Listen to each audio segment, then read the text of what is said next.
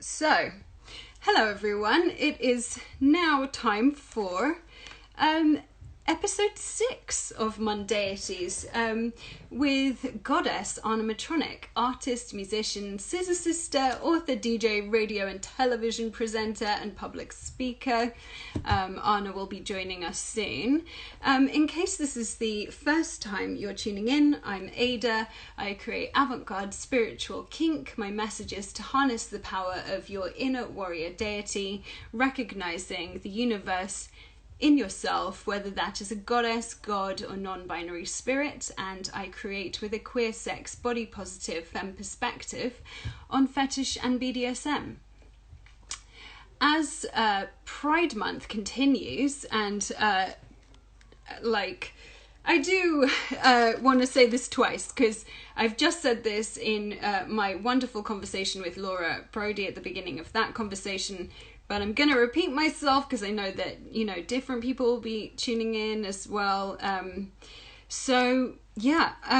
As Pride Month continues, we are seeing more and more attacks on trans people and attacks on trans rights, both from the US and UK governments. And please check my stories. I've reposted one of Monroe's posts with a swipe up link to Mermaids UK website that has all the information you would need to write to your MP about trans rights, and I would very much encourage everyone to do so. Also, I'd like to remember that yesterday was the anniversary and 3-year memorial of the Grenfell fire, and if we are taking the time to write to our MPs more, please also remember that many homes still have the same cladding that led to that fire being so catastrophic and killing 72 people. So let's remind our MPs also that we haven't forgotten this and that we want to see justice for Grenfell as well.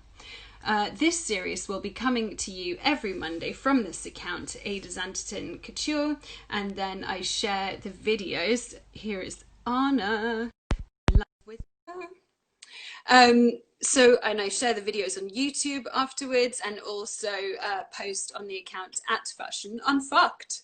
Ana! Hi! Hi, gorgeous. How are you? It's so nice to see your face. It's so lovely to see your face as well. People. Let me just readjust in my very squeaky chair. Yes. So I have a very squeaky chair. It's like, but yes. I can relate. So my sixth guest, goddess Ana Matronic, Songstress, and Mistress of Ceremonies, a DJ, an author, a robotics and AI speaker, and a broadcaster on BBC Radio 2. Hi, that's me. That is you. just to clarify, but I'm pretty sure that everyone knows. So when you say you are a Mistress of Ceremonies, Ana, what do you mean? Please tell us more about this role. I've always been a very performative person. When I was a little kid, I used to put on shows for my family and stuff. And then when I was 3 years old, I went up on stage for the first time. Some sounds of New York in the background. I went up on stage to recite a poem, and after that, I never really knew stage fright. Right. So I was always very comfortable in groups of people. I grew up in a very creative household. You can actually, those are my mom's paintings up there, the icons. Gorgeous. I had an older sister. The two of us were total Muppet babies. We were like, my mother used to say she never knew how many people were actually in the toilet at the same time, because it would be my sister and me, and then like 10 other voices and accents, and you know. Oh my gosh! So whole plays were happening in your bathroom. Yeah. Oh yeah, totally. We'd be reenacting, like, you know, sketches from the Muppet Show and stuff like that. Whatever, you know. Talking about Star Wars, as you do when you're a kid. I still do that. So we still do that. We still do these things. It's good. So we have long conversations about what Obi-Wan Kenobi would and wouldn't do, because you feel so, you know, so connected. I know him. I love that. I love that a lot. So how's lockdown been for you in Brooklyn? It's been good. My husband and I have been renovating a house, as you know, for 10 years, and doing all the work ourselves, pretty much. And by ourselves, I mean Seth is doing all of the work. So he's building stuff like this, like my desk. Wow. And we've got a library in the back and things like that. So oh my gosh, you guys have the books of books. We have lots of books. Yeah. I'm a book whore.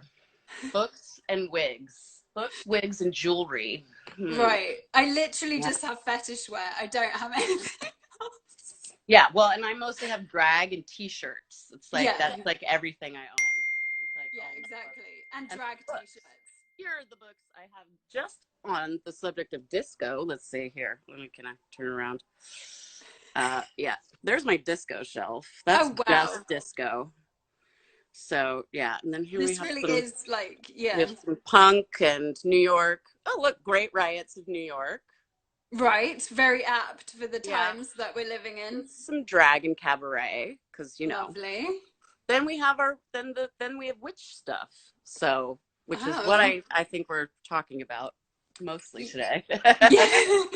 Witchy things. Well, we're going to talk about a lot of things, but definitely, please tell us more about. I guess I didn't really answer your first question, which was why do I describe myself as a mistress of ceremonies? Yeah.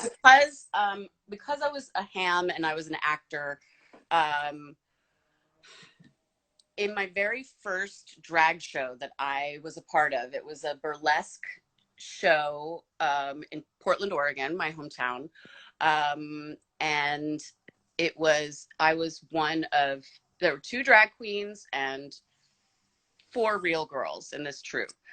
And AFAB girls, as we call AFAB, that's right. Yeah.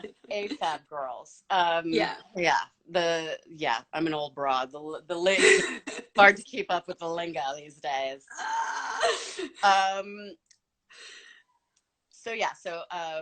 We were this burlesque troupe. Yeah. And we needed an MC. The leader of the group was this queen, Betty Bomber. And Betty was like, okay, who wants to be the MC? And she just kind of like passed around the mic and she gave it to me. And I was just, you know, I had taken speech, I'd done drama in high school, all that stuff. So it was a very natural MC. And so I became the MC of the show. And then that just continued. Then I moved to San Francisco and fell in with a rogue troupe of drag queens at a drag bar called T-Shack. Yeah. And T-Shack was great.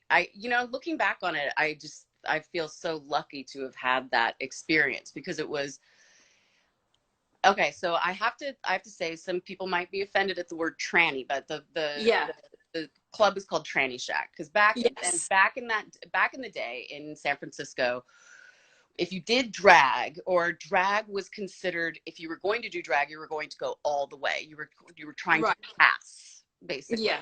And it was very much on the binary. And T-Shack was great because it was like, no, we're not drag queens, we're trannies, because it doesn't fall into this binary. We can be anywhere spectrum that we want to be, and it's fucked up. It was gender fuck, and the way we amongst many other things, there was a place for everyone. So we had the fabulous and amazing, like, super passing queens. We had trans women who came. We had this amazing transvestite man, Fifi, who was like goatee and always wore like the same thing. Loved to wear a negligee and a little tight skirt and a beret. Oh, she was so fierce. But it's really it because there was a London edition of T-Shack as well. I think, which is just a good way of describing it now to avoid saying a word that now people don't really like to hear. Yeah. It's actually it was, oh my goodness, someone from San Francisco, suppository spelling from San Francisco. Love suppository spelling. Absolutely. Who I met one night in East London. She's fucking great. Yeah, amazing. And they were wearing just like a trench coat and nothing underneath except for a sign that they had wrapped around their parts that just said censored on it. That's wonderful. And it was actually because they were like, oh, you have to come to the club I do in London, which has a sister club that it originated from in San Francisco, which is how I became a little club kid in London, actually. Yeah. So that's a really interesting connection. That's great.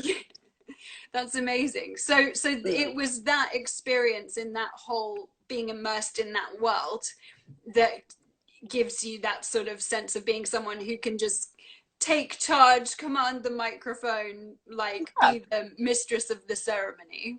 Yeah, I've always been able to tell stories and someone recently on Twitter said if you were a dragon and your fire breath is a quality of your personality, what do you breathe? And I said, I breathe fun facts. And so I like sharing stories and I like hearing stories. I mean, most of the books in this library are nonfiction. Yeah. I like knowing things. Me too. I really connect with that, and I really love that.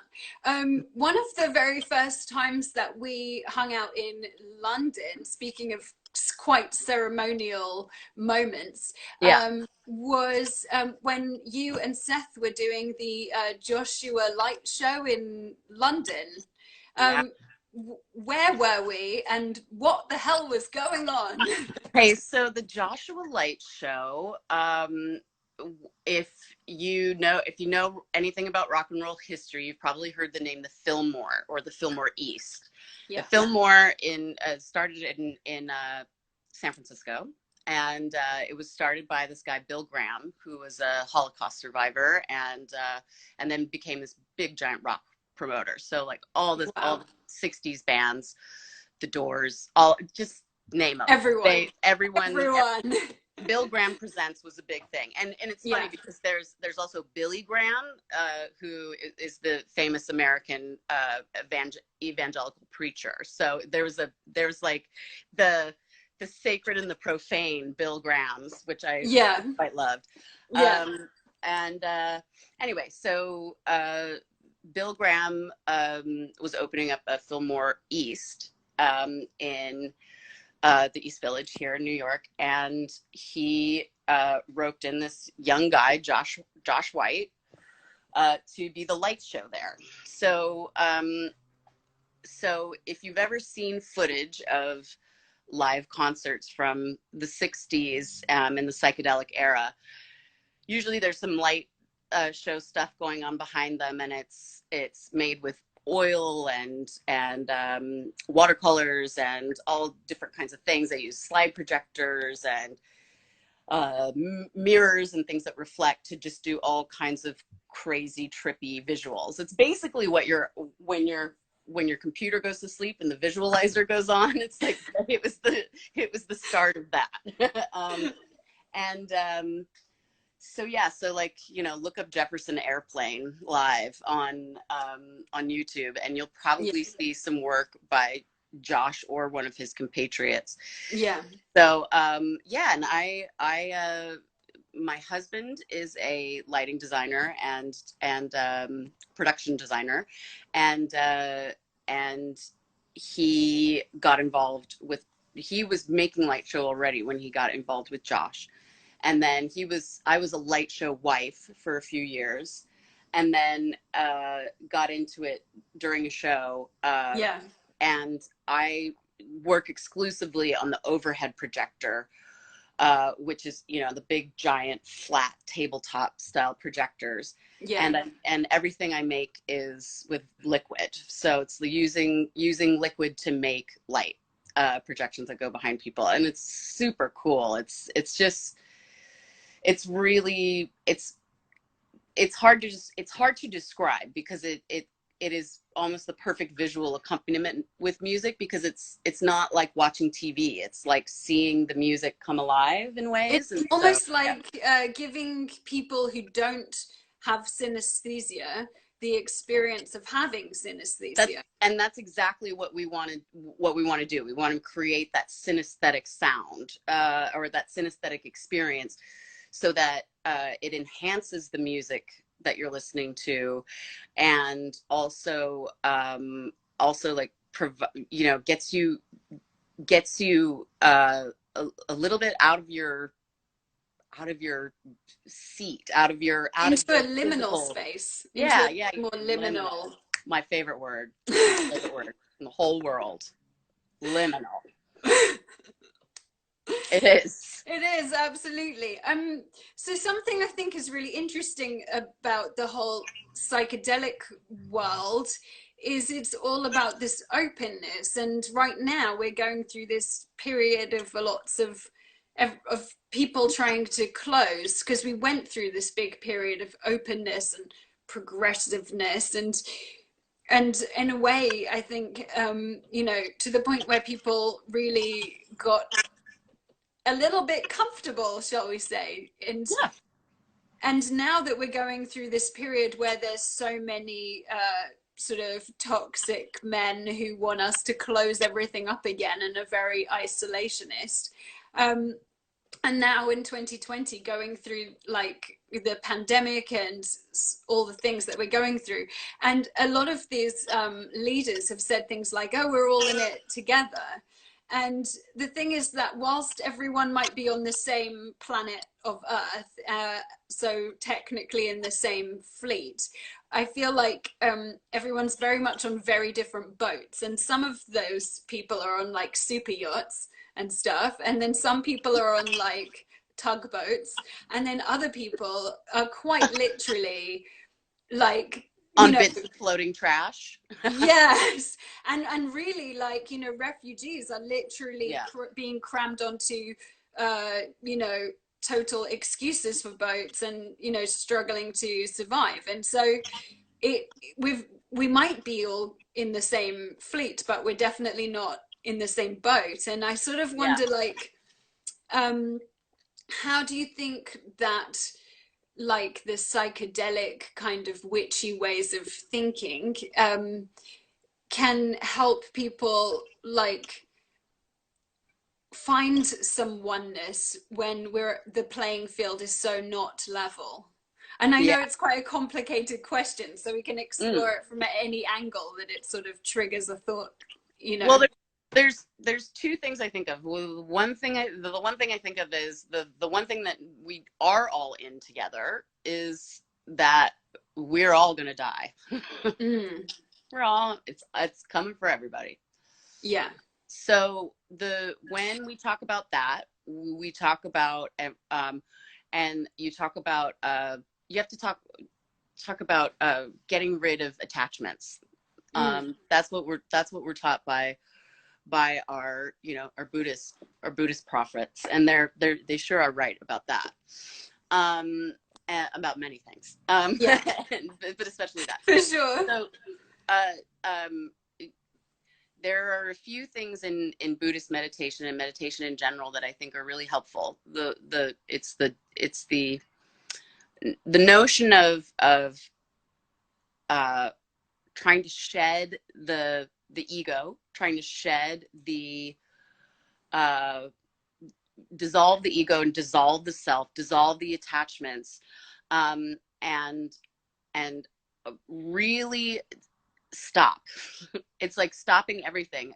That's a real challenge for me, is stopping thinking.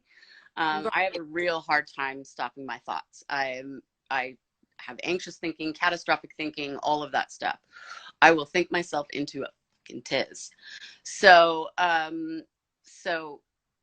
meditation and dissolving the self, dissolving the ego, that sort of thing. And then the second thing I think of is we have a brain that has two sides.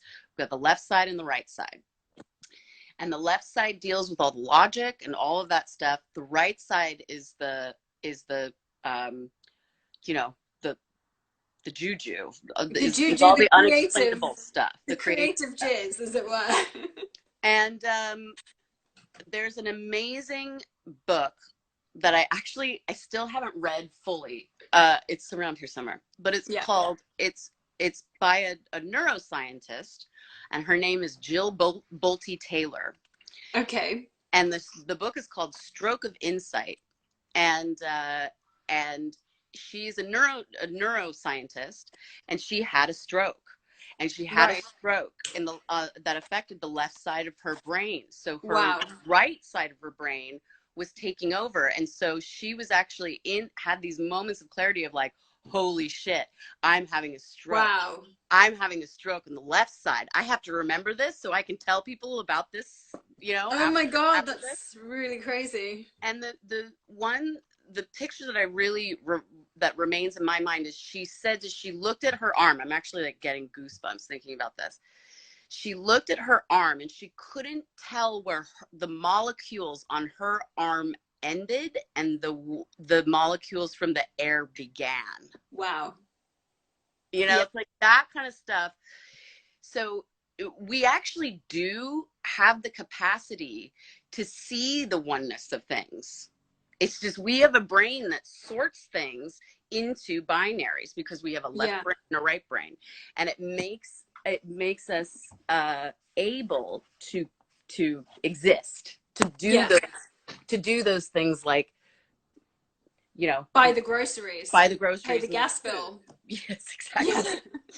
And not be up on a mountaintop meditating for 20 years. Yeah. Right. So to answer your question, how do we achieve oneness with motherfuckers is what you're asking. Yeah, basically. The problem is that they don't see the oneness, and they've chosen the path of greed. Yeah. So I don't, you know, it is really difficult to feel any kind of oneness with those who are constantly trying to divide. Yeah. To me, I guess I, in those cases, then focus on the people who have less than I do, who need that strength, protection, and energy. And I like, you know, mentally send it to them, or, you know, monetarily donate or whatever. Yes. It's difficult. It's really, really difficult. And I think I keep talking to people about, you know, we are still, as a human race, as the human race, we're still coming down, and we're still evolving, and we're still evolving our society. We're still coming down and processing off of this model of like monarchy, the system of government, the hierarchical system of government, and that's very true. We're still undoing feudalism still. You know, in my country we're still processing slavery. We're still processing it here as well. Totally. Like, I mean, well, even just shedding light on it, because it isn't, slavery is not an American problem. No, it's a world. Because what was America before 1776? Yeah. It was Britain. It was absolutely. Britain. Yeah. It was a colony of Britain. New York is called New York for the Duke of York, who made his money doing what? Exporting slaves. Yeah, I mean, it's really so one of the things I've donated to recently is Black Lives Matter UK. I will put a link to it in the link of this episode, but it is a teacher who is writing a syllabus with other teachers to like really put a proper like history of slavery and Black history in the UK as part of like the curriculum, because it's not even really taught in Right. schools, which No, is nor insane. here. They sort of teach you about Henry VIII, and then they skip to World War II, and they're like, and something happened in between. Jane Austen wrote some novels, and they don't really. It's just genuinely appalling how much of what the UK has done is just like completely like not, you know, part of the narrative of this great British victorious narrative. So it's just sort of, it's been utterly, you know, neglected and not properly taught in schools. So definitely education is a massive way that we think that we have to make sure it changes. Yeah. Yeah. I'm so lucky that I had the mother that I did, because she was born in 1935 in the segregated South, in the parishes in Louisiana, in Monroe, Louisiana. And she grew up hearing gospel music coming out of churches and wanting to go in those churches, and her mom being like, no, those aren't for us. And she, you know, very confused by that, listening to, on her little transistor radio, listening to the race stations. Oh my God. Race stations, because she like that was the music she liked to listen to. Okay. And so you know, in 1963 she moved out of the South shortly after Kennedy was assassinated, and she was part of protests there and things like that. She was very proactive in teaching both me and my sister about the history of racism. She took me to see Mississippi Burning. The film came out when I was around 11 or 12, maybe even younger. She took me to see that in the theater, and I'll never forget, the opening shot is of a water fountain. There's two, and one is like constantly running and is you know, like room temperature, and the other one is chilled, and you know, the nice chilled one says white above it, and the other one says colored. And she says that, she's like that is my childhood. That's what it looked like. Wow.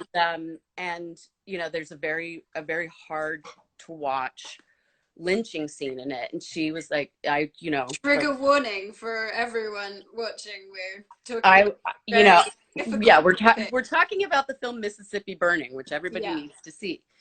You know, and I didn't want to see it when I was young, and my mother was like, you need to see this. You need to see what happened, because this is real. And the story of Mississippi Burning is a very universal story in many parts of America. The cops and the KKK are like that. And so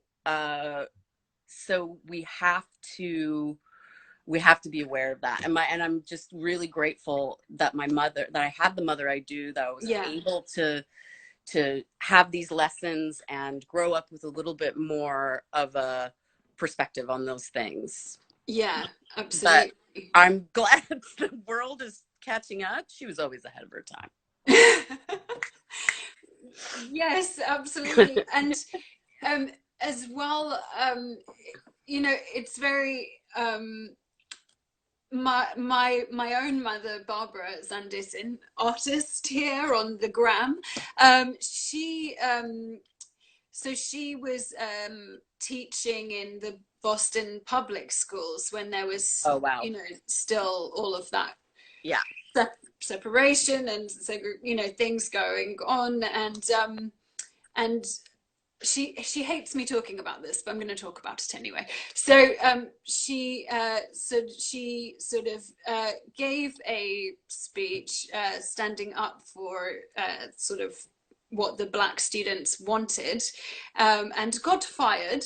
And she always tells me not to make a big deal of that, because she was had another job lined up to do something else. Right. So it was not a big deal, her getting fired. The main point was, you know, it's fucking right on. Go mom. And also the other wonderful story my mother tells is that she was there on the day that she was there in Washington DC when Martin Luther King made the I Have a Dream speech, but she didn't hear the speech because she was at the other end of the reflecting pool. She remembers Mahalia Jackson singing. This is how the story goes. And she thought it was pretty cool that she was there, like, many years later, because I think the other thing is that as we live through history, it, you know, the moments that are really like big shifting moments, we're not necessarily always aware of exactly which points.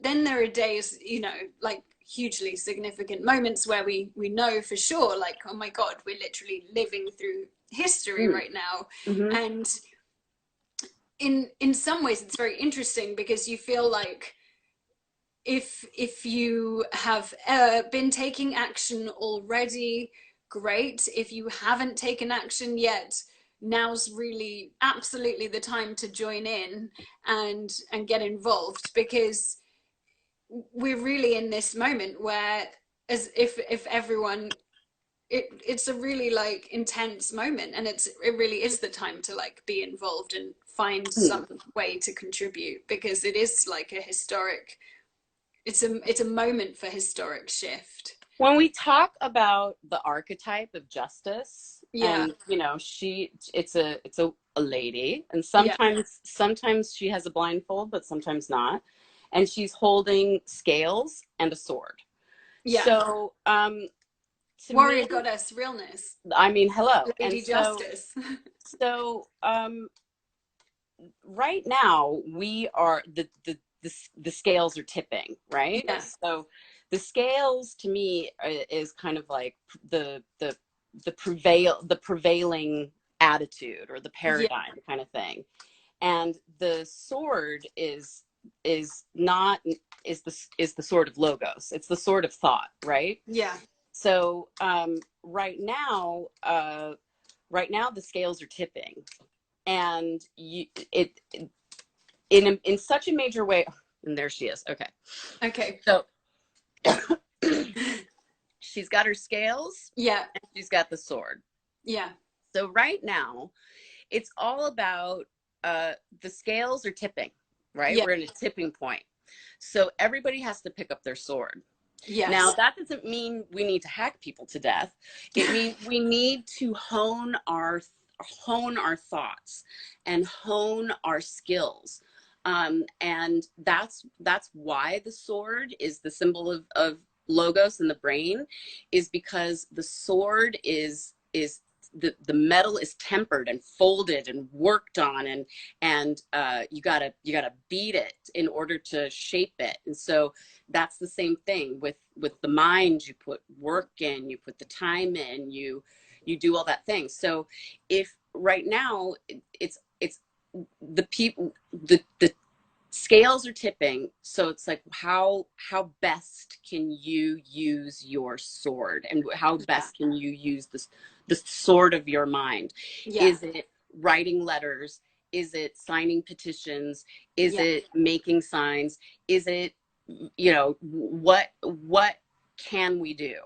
And and there are people out there who spend all day doing this work. Yeah. And they're there, and they've got resources out there that you can tap into and plug into to educate yourself and to be part of it.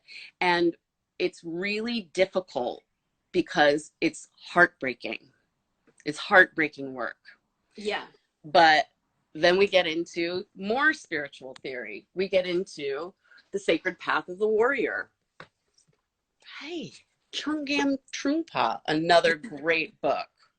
It's backwards, but it's okay, because what we can do is there we go. Oh, brilliant.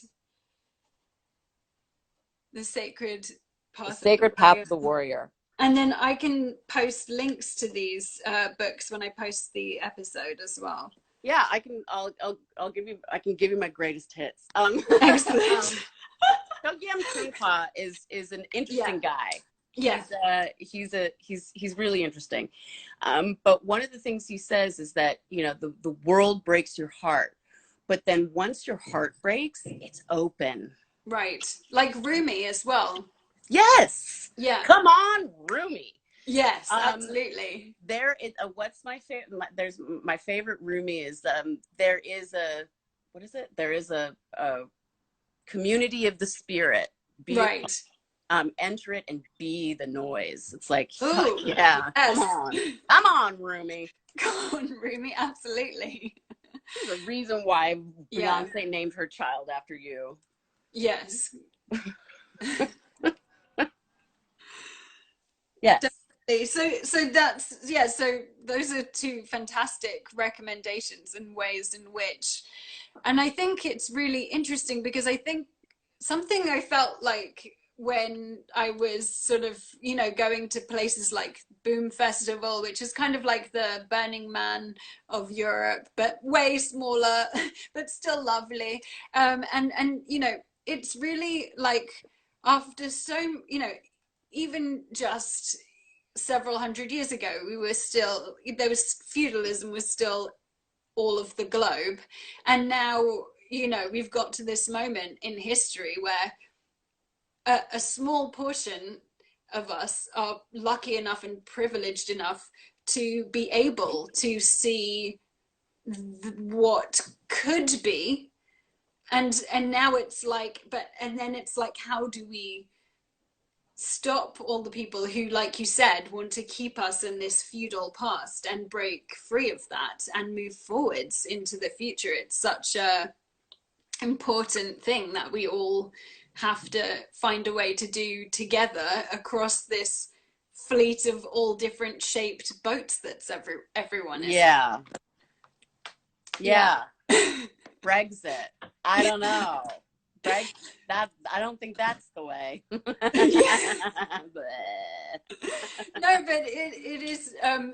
it is interesting how the psychedelic and the political are increasingly colliding with each other, and in a more meaningful way than perhaps before, because whilst, you know, it's interesting because everyone always looks back on the 60s and thinks, oh, it was this wonderful free time, but there, you know, there were a lot of misogynists in the 60s. Also, free love was invented by dudes who wanted to get laid and just spread it all around. I mean, come on, like, and if you want if you want to be grossed out by the 60s, watch the Rolling Stones documentary Cocksucker Blues. It's so gross. There's basically a woman like sexually assaulted within the first 5 minutes on an airplane. It's just like, so it's just this like, trigger warnings again. Hey baby, don't you believe in free love? Show me your tits. You know, that kind of absolutely. There's a reason why feminism happened after free love. Absolutely. And I think it's really because I sort of sometimes feel that there's certain elements of psychedelic culture or thought and thinking that because of all that stuff it sort of can take away from it sometimes, but actually the fundamental things that are within it, which are really about, you know, we're all like spiritual beings having a human experience, and all life is precious and valuable, and this whole sort of feudal capitalist way of evaluating people by their output and their productivity is not working, and we've got to find a way to unite this sort of much more like sacred, beautiful way of thinking about life with the reality that we're all dealing with every day. And like, how do we do that? Do you know what I mean? Yes. Oh, no. Well, everything I think we've talked about so far is really but it's really you know, been really great insight into all of it. I think it's the conversations that we should be having during this time. I mean, it's you know, everybody needs to find their way, their peace. And everybody needs to find a way to connect to that which is larger than themselves. And that can be religion and faith, but it can also be, you know, something bigger than that, or, you know, something else. It doesn't have to be going to church or doing that. And there are ways to be, and what's great is, you know, you can pray and you don't have to pray to God, you know, absolutely. You can meditate and it doesn't have to be woo woo. It can be very, I have a very, very effective meditation method that I can teach you and everybody watching. And everyone yes, would love Goddess that. Sugar, fuck capitalism, 100%. So I have this technique that and it's funny, we're fuck the binary, but also it is a I call it binary breathing. Okay. So, and on your inhale, you focus, because I have a really hard time emptying my mind when people are like, don't think about anything. Yeah. Well, fuck you. I don't know how to do that. So, I often use my tarot cards, but if I don't have anything, I'll try and find the nearest round object. Okay. Think something that's round. So I find something that's round, and on my inhale, I think about 0. And that's it, just 0. And take a nice big breath and try and make my belly big and round like a 0, like get nothing but oxygen. Nice. And then on the exhale, try and find something that's standing straight up, which is not hard. You got books and things going like that all the time. And think about 1.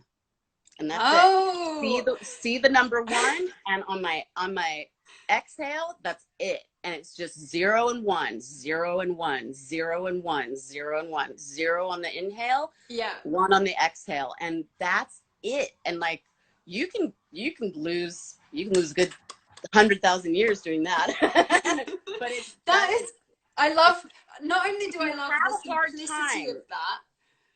Yeah, but I love how on brand that is. When you get into catastrophic thinking or anxious thinking, and really it's what you're doing is you're telling yourself the story. You know, you keep telling yourself the same story over and over again about something that's stuck in your craw or whatever, and you have to stop it.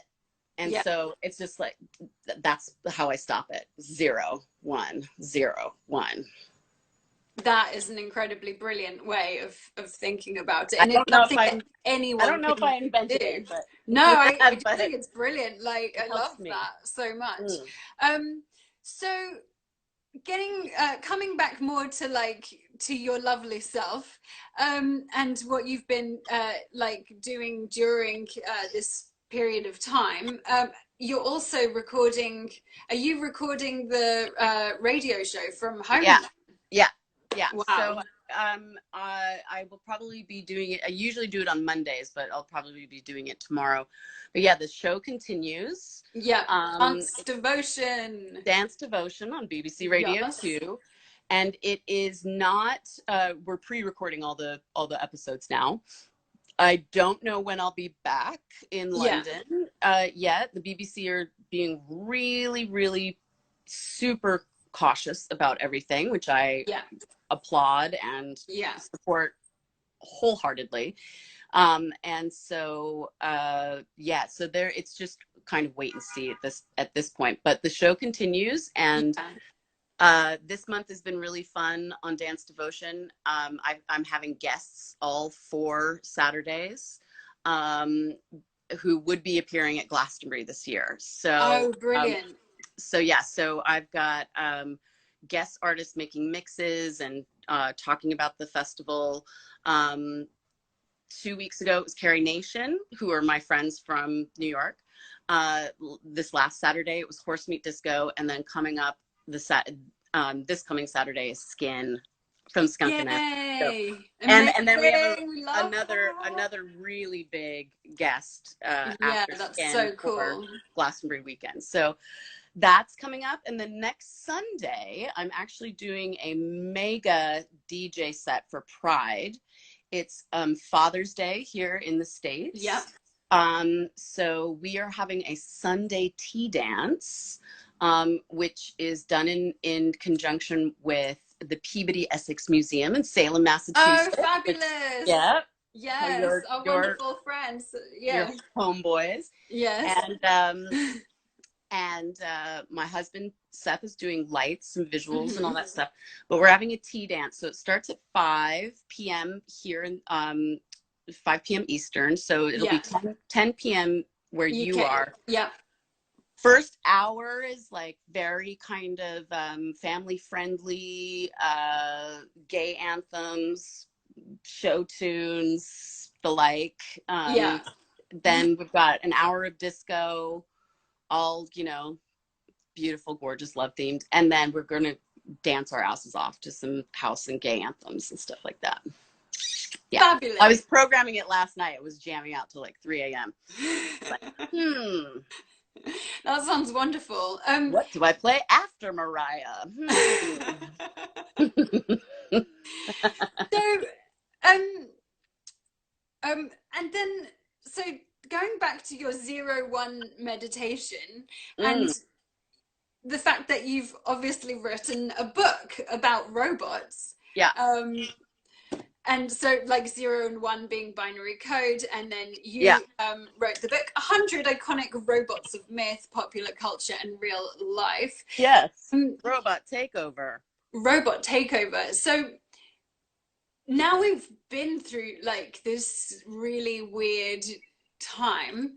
Like, what is there any like particular robot myths or ideas of robots that you think sort of like relate to the time that we're currently like going through, or how do you see like robots and AI? Because you have a really positive perspective, because a lot of people's perspective on robots can be quite scary and matrixy, whereas you have quite this quite like love of robots. I love them, but I ultimately fear humans, and I fear the humans who make them. So I think it's something that demands our attention and our care, and it's something that affects everybody. But it's funny because like this pandemic times, like science fiction, I'm not fucking with at all. Like, right. Interesting. I'm actually having a hard time with most like drama. Like I want to watch Monty Python's Flying Circus right now. Yeah. Like What We Do in the Shadows, old episodes of 30 Rock, the dumber, Curb Your Enthusiasm, the dumber, the better. So, which is really funny, but. And the third season of Westworld just happened, and yes, which I just was talking to my friend Laura, who worked on the costumes. Oh, really? Yeah. Oh, cool. I have not gotten into it, and I will. But the second series had one of the best hours of television I think I've ever seen. Yeah. Westworld is really interesting. Fascinating. It took me the entire first season to get into it because I was just like, what? Yeah. I was like, blah, blah, blah. I liked all the stuff about the bicameral mind, which is all comes from this book. Boop. Julie and Jane, the Orange. The Origin of Consciousness in the Breakdown of the Bicameral Mind. Bicameral Mind? Bicameral Mind. Okay, this is another book that we will have to she's dense. Yeah. Oh, I quite like dense non-fiction. Personally, girl, here we go. Well, here you go. Here's the Ana Matronic greatest hits. Love it. It's great though. But you know, Self-Aware Universe. That one will blow your ever-loving Self-Aware mind. Universe. Oh, I love that. Amit Goswami is incredible. He's a quantum scientist who basically became a guru. I love that. I also love Brian Greene, who wrote The Elegant Universe, because he very much is in that sort of, he's absolutely a science genius, but he also is totally, the wisdom of Alan Watts. I'm sure your mom could probably tell you a little bit about him. Yeah. Um, the mother is one of my big gurus. Yeah. So this lady's really interesting. She, if you've ever heard of Sri Aurobindo, who is the founder of Integral Yoga, she was his spiritual partner. And she actually founded and created a city in India called Auroville. And Auroville, you pledge your life to the divine, but you renounce all religions. She's fucking cool. And yeah, that is a good one. And then I am also into a bit of the witchcraft, as you know. Oh yes, please tell us about the witchcraft. So here are my 3 favorites. Yeah. Boop. Vivianne Crowley, Wicca. This is a really nice one if you want to cast a circle, do like the basics of a Wiccan ceremony. I really like this one. It's comprehensive without being woo woo, like total like some of the then chaos magic. Hooray, chaos magic.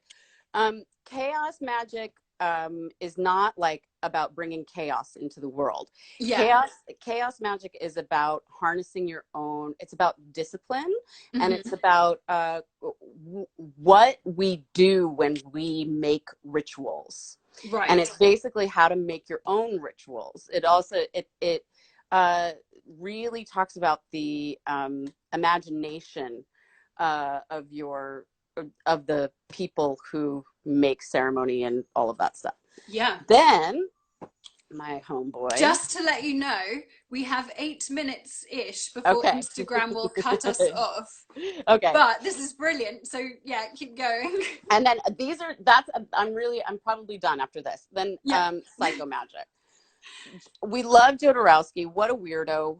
He's so crazy. If you've never seen Holy Mountain, you got to see this. Oh, but I have. I've watched Holy Mountain with Bishi and also watched it.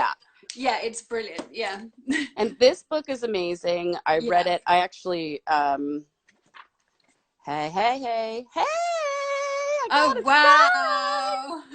It's a precious possession.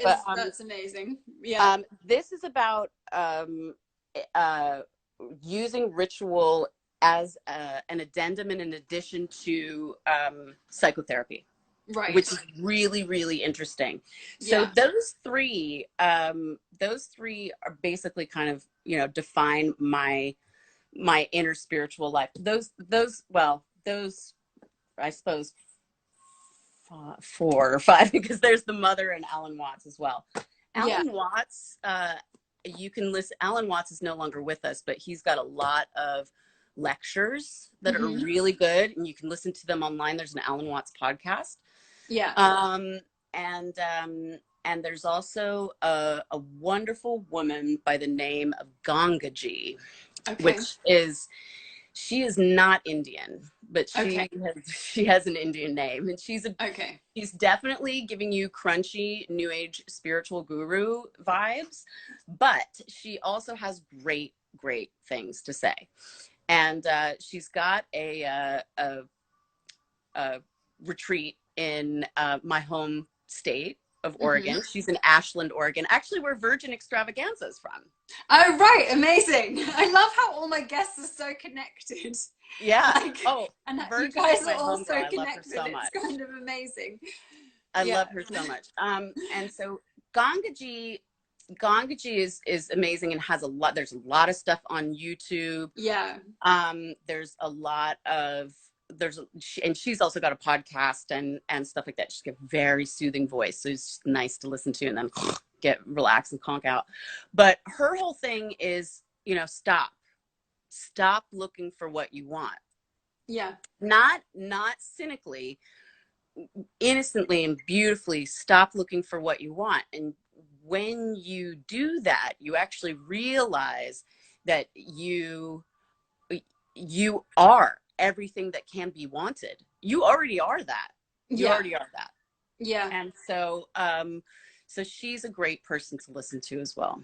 So those are I love the that. people that That's I a turn to when very I need those. comprehensive and beautiful list of things to nourish everyone's soul She's when done we're some work, going you through know. such a, tumultuous time. And I do think it's really, I'm always, talking about connecting with our inner goddess, but or inner non-binary, whatever, the deity within us, because regardless of religion, I do think like when we connect with the universal energy within us, it's like we come back to remembering the most simple things and the most simple truths that each human life is precious, and we're not valuable because of what we do. We're valuable because we're here, and it's such and I really feel like if we can bring that into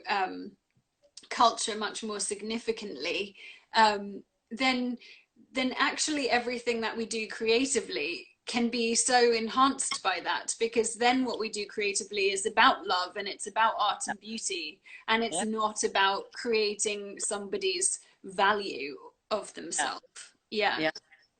Yeah, Yeah. definitely. And the beauty also is in the witnessing.